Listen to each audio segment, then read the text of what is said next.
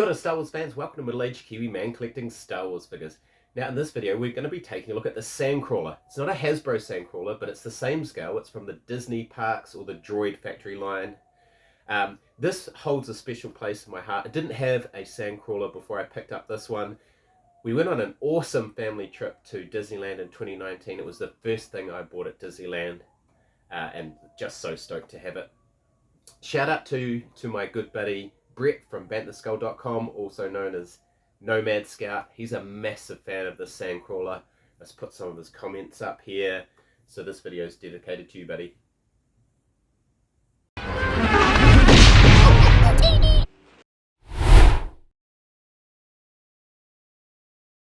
Anyway, before that being said, let's take a look at the Sandcrawler.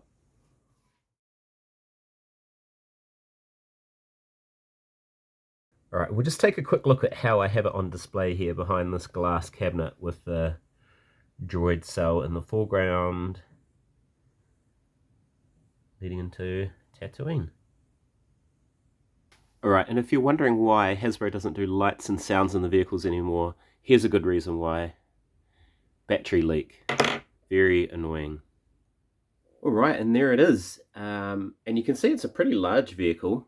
In fact, it's been a while since I've done a big vehicle review, so I'm missing a piece of wood that would have covered up these corners, so apologies for that.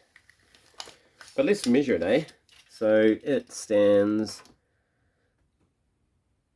about 250 centimeters tall, so that's what, 10 inches? And about 500 centimeters long in terms of width. Over 200 centimeters, so it's a pretty good beast. And you can see there on the paint job, this is one of the most controversial things about it. It looks very patchy, and then it's got this strange kind of white or really light sand fleck all over it. So the paint job is not the greatest, but still it's pretty good.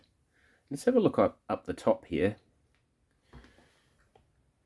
because you can see there's some nice kind of copper highlight, if you like, on some of those pieces there, and also you can see quite a few of the details painted. And having a look at it front on, you can see it cuts quite an imposing figure. There we go. I've just triggered one of the electronic cool features, which is basically when you move it back and forth, it makes the sounds of the tracks going along. And yeah, this side as well, you can see the detail on the tracks there. I think it looks pretty cool.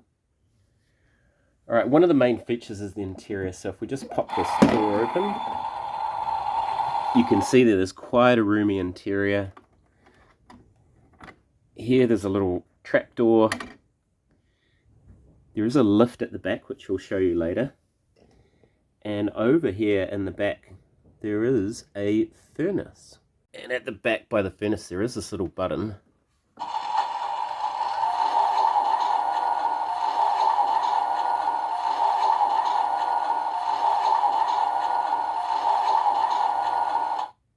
So there you go, cool little feature, lights up and makes those cool sounds.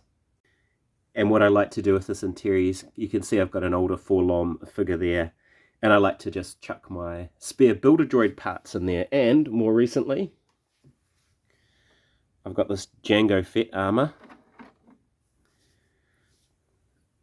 So kind of recreating, I suppose, the Mandalorian scene. Even though it's painted Jango Fett, not Boba Fett's armor.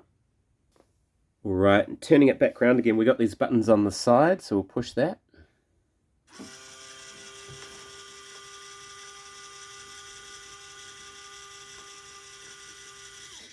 The little droid elevator, which I think is really cool. And then of course there's an up button as well.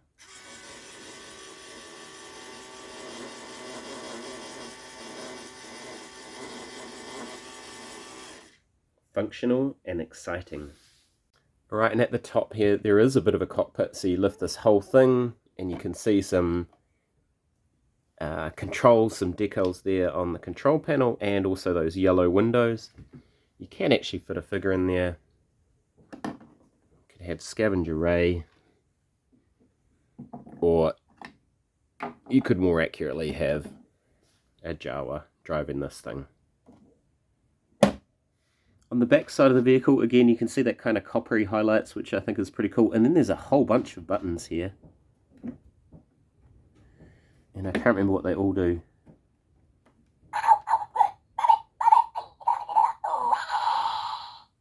Some Jawa dialogue.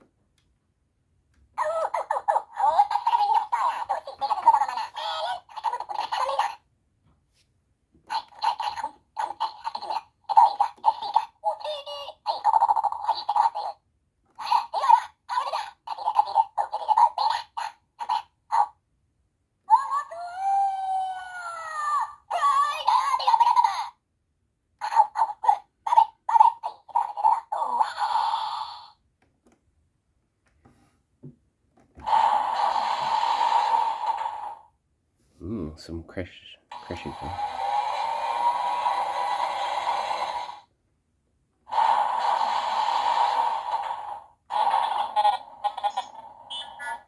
Some droid sounds.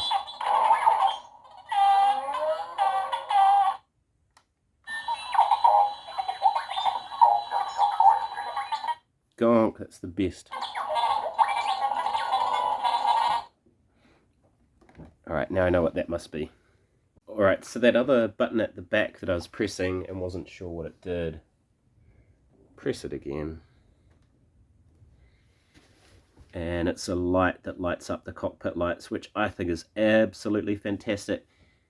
And if you have a look down there, the driving lights light up as well, so very cool features. Alright, and back at the front again, and we also have this big ramp comes out, and there is a crane to pick up droids. Yeah, so that is very cool as well. But wait, that's not all. This also came with a couple of figures, and I'll show you my favorite first, which is the Gonk droid. I love my Gonk droids.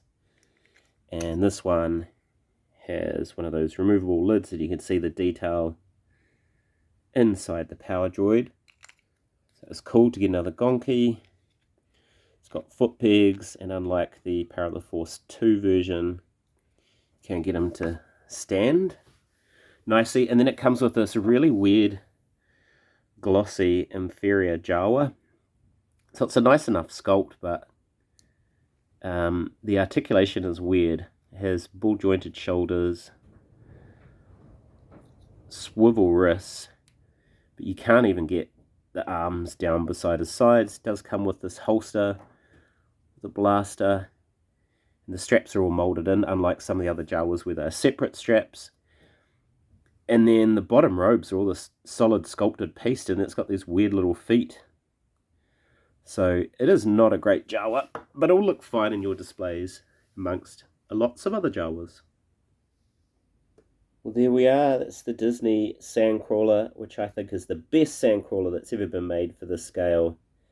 It's not too big. I think a HasLab one would be way too big for me, if I'm really honest. I think this one hits the sweet spot in terms of displayability. And just look at it with all of those figures in front of there depicting the sale of the droids or the purchase of the droid scene. The fact that we've got all the droids in this scale for this scene is absolutely fantastic in my opinion. But anyway, I really rate this Sandcrawler. I love it almost as much as Nomad Scout loves it. Anyway, if you made it this far, thank you so much for watching. I'm middle-aged Kiwi man collecting Star Wars figures. Ka kite, and I'll see you on another video.